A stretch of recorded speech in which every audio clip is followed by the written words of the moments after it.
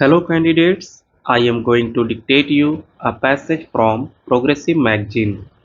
So please get ready for the dictation. The dictation will start after 15 seconds.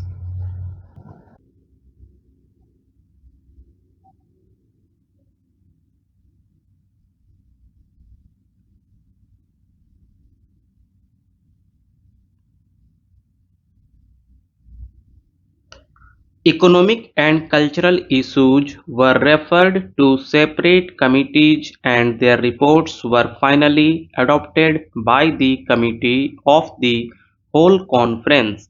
This committee also dealt with the remainder of the agenda, including the main political issues.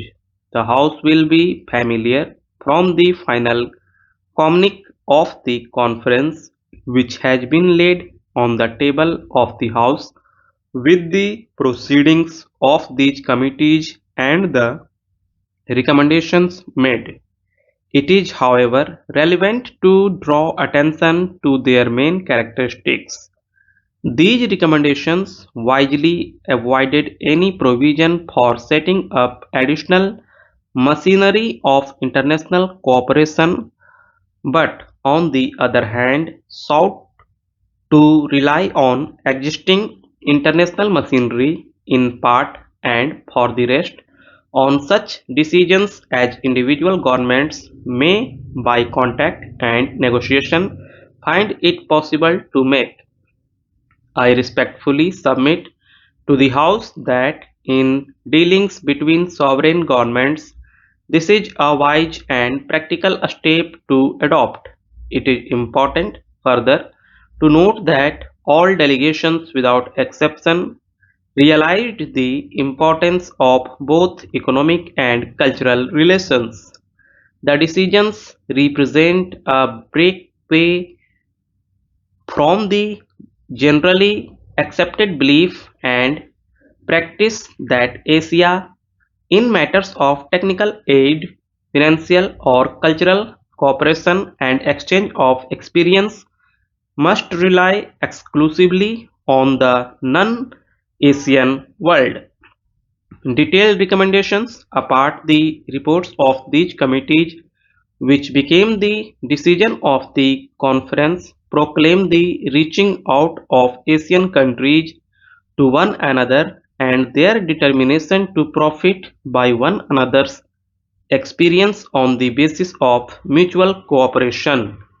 In the economic field, the subjects dealt with include technical assistance, early establishment of a special United Nations Fund for Economic Development, appointment of liaison officers by participating countries, stabilization of commodity trade and prices through bilateral and multilateral arrangements, increased processing of raw materials, a study of shipping and transport problems, establishment of national and regional banks and insurance companies, development of atomic energy for peaceful purposes, and exchange of information and ideas on matters of mutual interest. In the cultural field, the conference similarly dealt with a wide range of subjects, recognizing that the most powerful means of promoting understanding among nations is the development of cultural cooperation.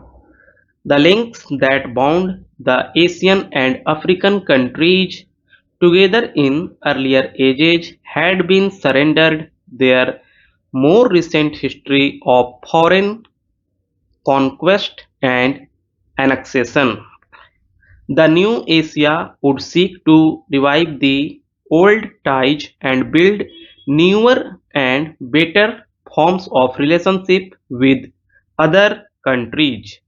As a practical step, the conference decided that the endeavors of the respective countries in the field of cultural cooperation should be directed towards better knowledge of each other's country, mutual cultural exchanges, and the exchange of information, and that the best Results would be achieved by pursuing bilateral arrangements, each country taking action on its own in the best ways open to it. The work of the committee of the whole conference was devoted to problems mainly grouped under the headings of human rights and self-determination, problems of dependent peoples, and the promotion of world peace and cooperation. Under each head were grouped a large number of specific problems. In the consideration of human rights and self-determination, specific problems such as racial discrimination and segregation were considered. A special consideration was given to the Union of South Africa and the position of people of Indian and Pakistani origin in that country, as well as to the problem of Palestine in its relation to world peace, human rights, and the plight of the refugees. The problem of dependent peoples or colonialism was the subject which at once created both pronounced agreement and disagreement. In the condemnation of colonialism in its well understood sense, namely the rule of one people by another with its attendant evils, the conference was at one. It affirmed its support of those still struggling to attain their independence and called upon the powers concerned to grant them independence. A special attention was paid to the problem of Morocco, Tunisia, and Algeria, as well as to West Iran, Aden, which is a British protectorate and is in a different category, also came in for consideration. There was, however, another and different view in the conference which sought to bring under colonialism and to include in these above affirmation the alleged conditions in some countries which are sovereign nations. Some of these are members of the United Nations and all of them are independent in terms of international law and practice. They have diplomatic relations with ourselves and other countries of the world, including the big powers.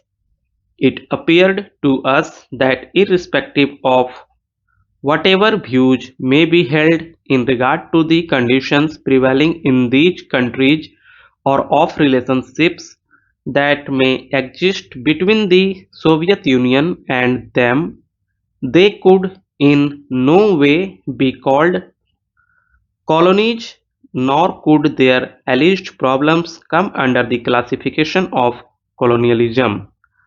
To so include them in any general statement on behalf of the conference could be accomplished only by acceptance by a great number of the participants of the conference, including ourselves, of political views and attitudes which are not theirs at all.